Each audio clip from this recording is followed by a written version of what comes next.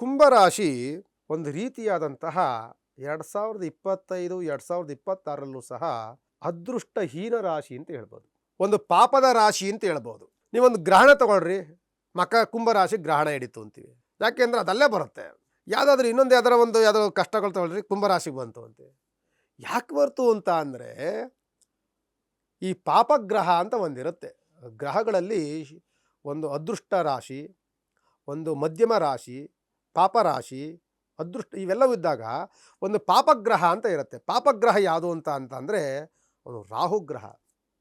ಈ ರಾಹುಗ್ರಹ ಪಾಪಗ್ರಹ ಯಾವಾಗ ಜನ್ಮದಲ್ಲಿ ಬಂದು ಕುಂತ್ಕೊಂಡೋ ಅಲ್ಲೆಲ್ಲವೂ ಸಹ ಒಂದು ರೀತಿಯಾದಂತಹ ಪಾಪದ ಕೆಲಸಗಳೇ ಆಗತ್ತೆ.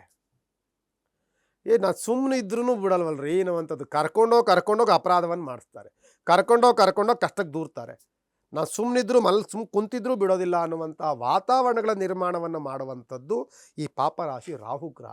ಇದಿರುವಂಥದ್ದು ಕುಂಭರಾಶಿಗೆ. ರಾಹುಗ್ರಹ ಯಾವಾಗ ಪ್ರವೇಶವನ್ನು ಮಾಡಿದ್ರೋ ಸಾಡೇ ಸಾತಲ್ಲಿ ಇನ್ನೂ ಇರುವಂತಹ ಕುಂಭರಾಶಿ, ಸಾಡೇ ಸಾತಲ್ಲಿ ಇನ್ನೂ 1 ವರ್ಷಗಳ ಕಾಲದವರೆಗೂ ಸಹ ಶನಿದೋಷದಲ್ಲೇ ಇರುವಂತಹ ಕುಂಭರಾಶಿ ಜನ್ಮದಲ್ಲಿ ಒಂದು ಒಂದು ಪಾಪರಾಶಿ ಜನ್ಮಕ್ಕೆ ಬಂದು ಕುಂತಾಗ ಇನ್ನೂ ಪಾಪದ ಕೆಲಸಗಳನ್ನು ಮಾಡಿಸ್ತವೆ, ಇನ್ನೂ ಕಷ್ಟಕ್ಕೆ ದೂಡ್ತವೆ, ಇನ್ನೂ ಬೇರೆ ಬೇರೆ ಆಲೋಚನೆಗಳನ್ನು ಊಹಾಪೋಹಗಳನ್ನು ಆಡುತ್ತೆ.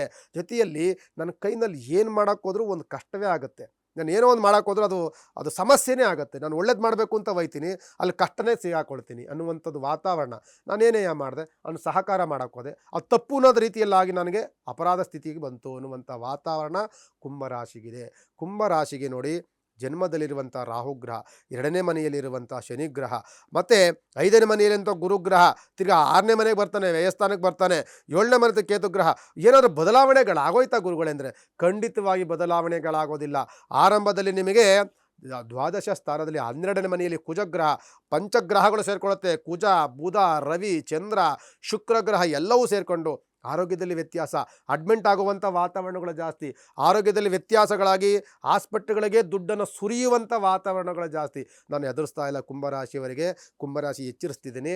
ನಾವೇನು ಮಾಡಬೇಕು ಅಂತ ಅಂದರೆ, ಸಣ್ಣ ಪುಟ್ಟ ವ್ಯತ್ಯಾಸಗಳನ್ನು ಸಹ ಗಾಬರಿ ರೀತಿಯಲ್ಲಿ ತೆಗೆದುಕೊಳ್ತೀರಿ. ತುಂಬ ಮನಸ್ಸಿಗೆ ಹಚ್ಕೊಂಡ್ಬಿಡ್ತೀರಿ. ನನಗೇನೋ ಆಗೋಯ್ತು, ನಾನು ಈಗೇನೋ ಇರೋದೇ ಇಲ್ವೇನೋ ಅನ್ನೋ ರೀತಿಯಲ್ಲಿ ಗಾಬರಿ ಮಾತು ಕೊಡ್ಕೊಳ್ಳುವಂಥ ಜಾಸ್ತಿ ಈ ವಾತಾವರಣದವರು. ಈ ರಾಶಿಯವರು ಏನು ಮಾಡಬೇಕು ಅಂದರೆ, ಆರೋಗ್ಯದಲ್ಲಿ ವ್ಯತ್ಯಾಸ ಆಗುತ್ತೆ, ವ್ಯವಹಾರದಲ್ಲಿ ನಷ್ಟಗಳು ಬರುತ್ತೆ, ಶತ್ರು ಭಾಳ ಜಾಸ್ತಿ ಆಗುತ್ತೆ, ಕುಟುಂಬದಲ್ಲಿ ಕಲಹಗಳು ಜಾಸ್ತಿ ಆಗುತ್ತೆ, ಈ ಸ್ನೇಹಿತರಿಂದ ಬಂಧು ಬಳಗದಿಂದಲೂ ಸಹ ನಿಷ್ಠುರರಾಗುವಂಥ ವಾತಾವರಣಗಳು ಜಾಸ್ತಿ ಆಗುತ್ತೆ. ನೀವೇನು ಮಾಡಬೇಕು ಅಂತಂದರೆ, ಮೌನವಾಗಿರುವಂಥದ್ದು ಸೂಕ್ತ. ಇವರು ಒಂದನ್ನು ಮಾತನಾಡಿದ್ರೆ 10 ಮಾತನಾಡುವಂಥ ಹರಡುವಂಥ ವ್ಯಕ್ತಿಗಳು ಜಾಸ್ತಿ ಇರ್ತಾರೆ. ಮೌನಕ್ಕೆ ಜಾರಬೇಕು.